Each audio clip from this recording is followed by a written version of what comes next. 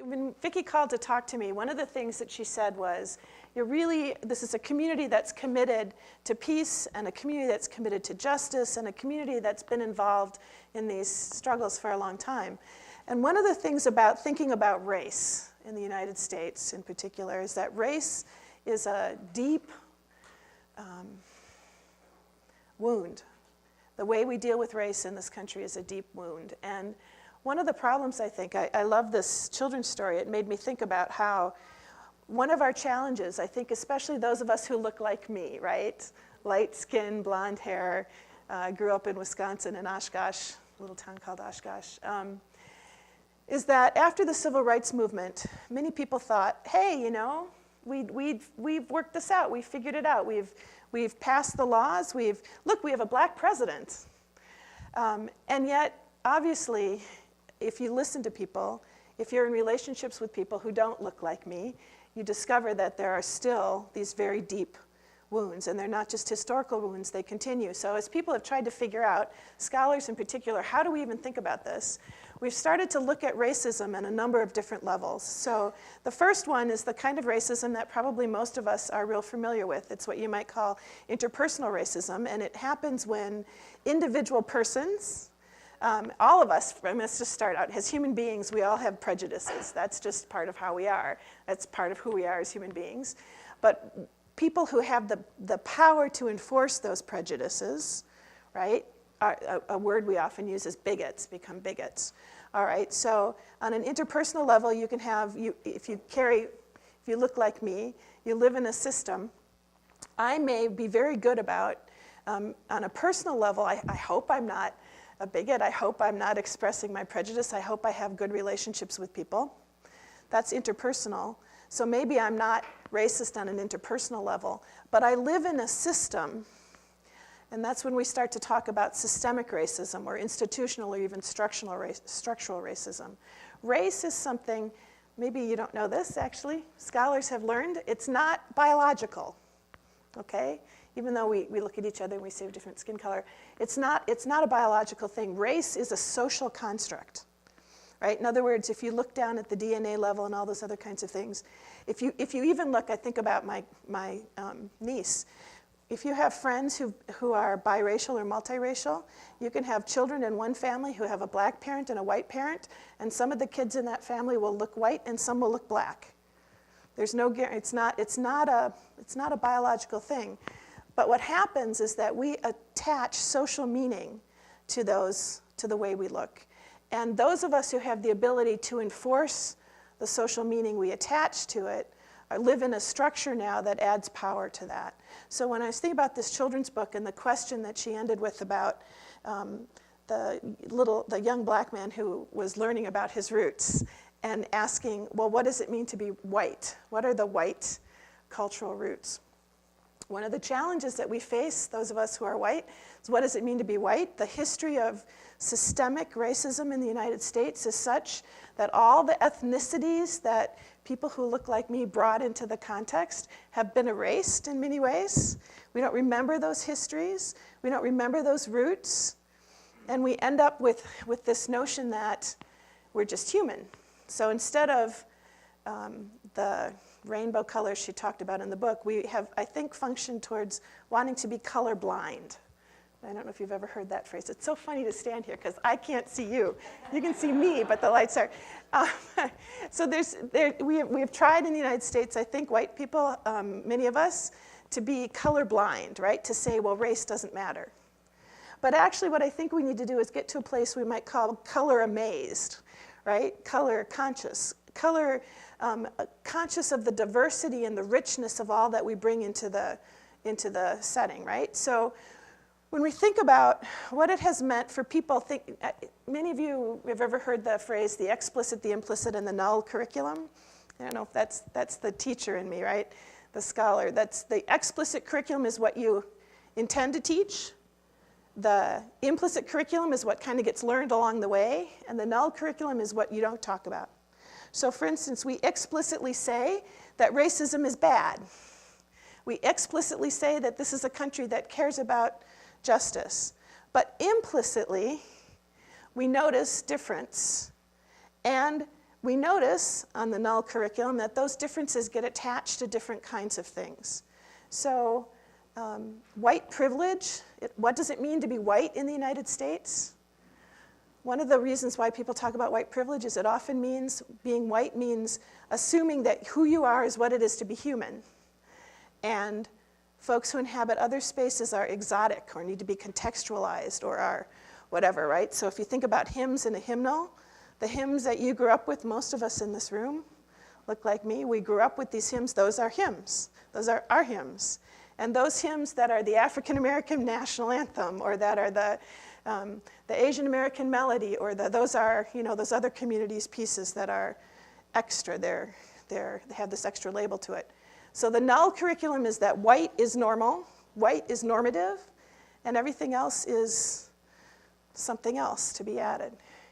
That piece has become structured into our society in a whole variety of ways. And what that has meant is that people who don't inhabit that space live under the burden of all sorts of challenges. So think about it. The example somebody used for me the other day is how many people in this room are right-handed? How many people in this room are left-handed? Those of you who are left-handed, does society structure to support the fact that you're left-handed? And so you're probably very conscious of scissors that don't work. Or, there you go. See, and this is the thing about race, is that those of us who are white don't recognize, because we haven't had to recognize, all the ways in which the society privileges us or makes us the norm. Those of us who do not look like me, who are not white, find all sorts of burdens. And one of the things that scholars are starting to see, now you maybe saw the report that came out just this week from the Minnesota Department of Health that was looking at structural health inequality in the state of Minnesota. And the lead on all the stories was that structural racism is the issue. Now, why is that? Is it because, we've got doctors and nurses who aren't willing to treat people who aren't white? No. The issue has to do with what is often called microaggression. Have anybody ever heard that phrase? Microaggression? It's not a phrase most of you are familiar with, I bet. All right, microaggression is the kind of thing that happens when, say I'm third generation Japanese American. I look Japanese, but I was born, in Minnesota. I've lived in Minnesota my entire life. My parents were born in Minnesota. Somebody comes up to me and says, "Where are you from?" And they ask, "Where are you from?" not because they're curious whether I live in Minneapolis or Burnsville, but because they think I must live in some Asian other space, right? Where are you from? Where are you really from? Most people who are white don't get asked that question.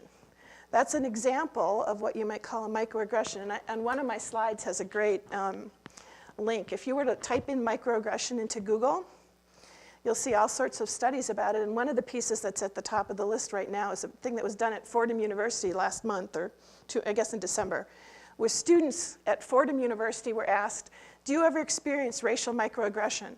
And they all were telling stories about what it was like and what it felt like. So part of the piece of bearing the constant necessity of justifying yourself, of explaining who you are, of always having to justify your choices along racial lines, is that you live with this kind of tension or stress. And what all the health people are recognizing these days is that that stress leads to poor health outcomes. So if you've read any of this stuff about the way stress affects your body, it changes all sorts of things. And that kind of constant living under that tension leads to all sorts of disparities. In Minnesota, we have health disparities, we have educational disparities, we have, you name it, we've got it. Okay, that's the negative piece of the story. The positive piece of the story is that communities are coming together to figure out how to engage these issues. Churches, schools. I've been very active in something called the East Metro Integration District, which is a coalition of schools in the Eastern Metro, so St. Paul and the surrounding suburbs, working on integration. So not just desegregation, not just color blindness, but color amazement. What does it mean to actually partner with folks? What does it mean to actually be open to each other's stories? What does it mean to actually, okay, and now to live into Christ's beloved community, to live into Christ's new creation. I don't know to what extent I can use specifically Christological language. I don't know this community that well. I'm Roman Catholic. I live in a Roman Catholic community, so that's the language that comes to mind to me. But there are images within our communities of faith that talk about what does it mean to be a beloved community together? What does it mean to actually listen to each other and to see the reality that we're living with? One of the things that you can do, just a very basic thing, is ask yourself as you're looking around, as you're reading the newspaper, whose story is not being told here? Who's the story? What's the story that's assumed? And what's the story that's not being told? Right? So I think even, on a broad global level, when there's crime, does the story read, a young black man of 24 was, or does it read a young man of 24? If you read a young man of 24, you tend to assume that it's a white person. Those kinds of pieces, how does that shape how you're engaging the world? And how do you, if we're going to think about what it means to encounter racism now in the state of Minnesota and to confront it and change it, the questions we need to be asking of ourselves are things like, how do we see it systemically? Because the dream of America is supposed to be this dream of all of us together. Now, obviously, that dream was founded on taking other people's land, and there are people who brought here enslaved. So there's all sorts of parts of that dream that I think it's worth us being very self-critical about. But I also think okay, here, now I am going to get very explicitly Christian. Here's the thing about Christian theology that I love. And I will tell you, and Vicki can document this, as a feminist Catholic, there are lots of things about Christian theology I have deep problems with. But one of the things I love, right, is this image of God become incarnate in the most vulnerable human being, right? So God became an infant in our midst, and God became an infant in a place in the world not as the infant child of a king, but the infant child of a peasant, right? The infant child of somebody born in a stable. And that image of Jesus who then gathered around him was willing to be in relationship with anybody, right? Especially with people the dominant powers weren't interested in. That's a really powerful founding image for a community of faith. And there's all sorts of stuff about, like I had a hard time with the Christian doctrine of original sin for a long time because I think it's been used in some really misogynistic ways. But I find the notion of original sin pretty powerful if I think about sin as structural, and I think about the fact that I was born carrying white privilege into I don't want white privilege. I don't think racism is a good thing. I don't want it. But I was born into it with I didn't have any choice. All right, so the choice I have now is, what do I do about it, right?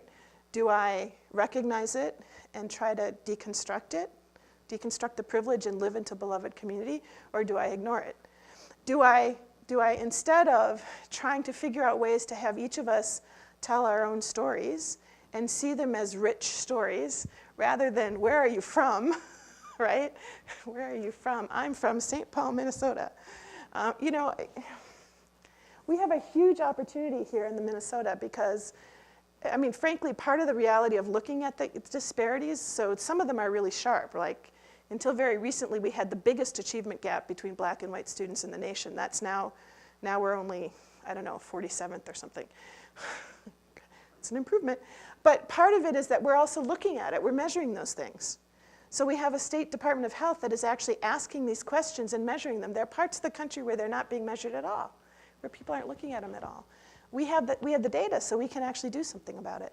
Well, here's another place where I'm glad I have some kind of faith, because if I actually believed it was up to human beings to solve this immediately, I'm not sure I would have much hope. But here's the deal, and this is something I think we can learn from Pete Seeger, which is actually where I do want to kind of end, because I've gone way past the time Vicki said I had. But I think there's something about what does it mean to be a community gathered together that can think in communal terms. One of the deepest problems right now in the United States context is how everything is understood to be individually. I mean, if you don't have a job, it's your fault. If you're not succeeding in school, it's your fault. Now, I certainly think that there's all sorts of ways in which individual responsibility matters. But I also think that there are communal and collective things that we can do. And so this issue of what would it mean if instead of thinking that healthcare was a privilege, we thought it was a basic element of what it was to be human together? If that was so that it wasn't something you insured against, you didn't insure against catastrophic happenings, you contributed to something that now that's a long struggle and it's a messy one in healthcare. I mean, I can't even begin to think that I know how to figure out that particular one. But I do think that it matters that communities ask the questions. Keep asking you these questions about what does a song really do? Does it change anything? And you keep saying, well, it doesn't matter whether it changes Well, you anything. can't prove anything. Oh, it matters, but I just can't prove a thing. All I know is that throughout history, the leaders of countries have been very particular about what songs they want sung. So some people beside me must think songs do something. Well, I also think of that story you tell about seeing the kid in Times Square. Oh, yeah. The young man. I've told that to many people. It's true. Around 1951 or 52, I think, one of these peace demonstrations that had a few lonely people holding up a sign, and this Quaker kid was holding up a sign around midnight. The person said, "Do you think you're going to change the world here at midnight with that sign?" And the kid says, "Well, I suppose not, but I'm going to make sure the world does not change me." Now, when the people all around the world say that, that's when the world will be changed. Imagine a big seesaw. One end has got a basket of rocks. It's down on the ground.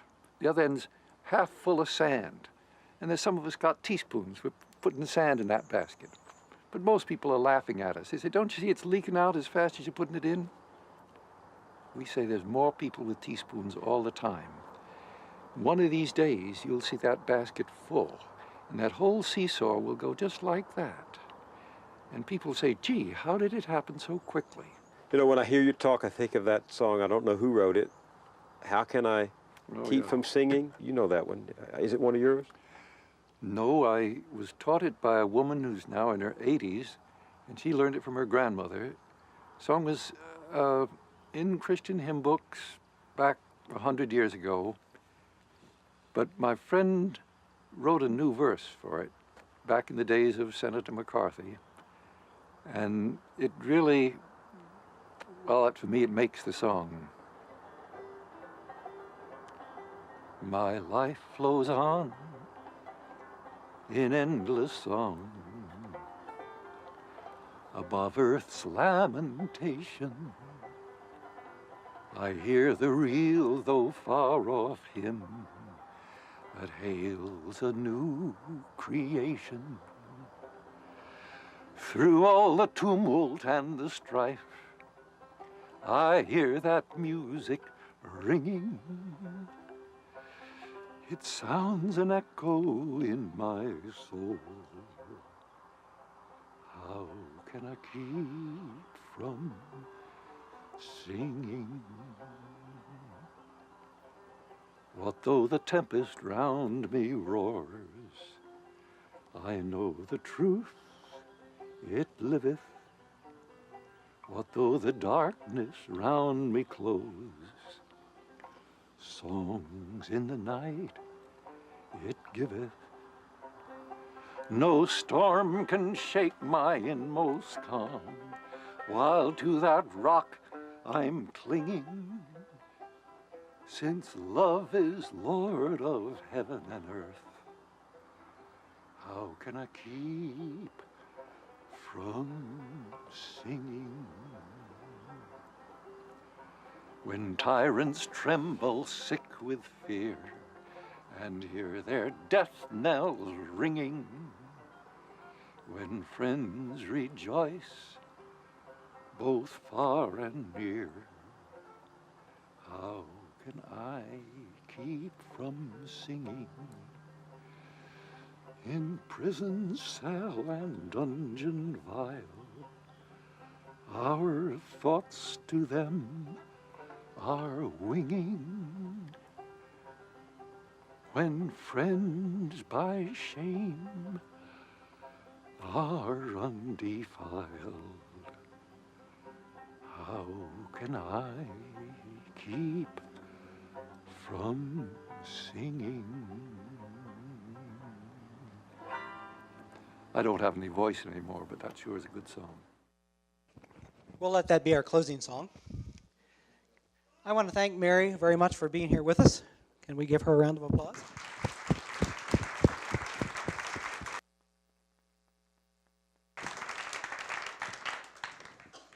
I'm looking forward to having a good conversation about this over the next few weeks. It's one of those issues that I think, because we are who we are and I am who I am, that it's so easy to think, what issue?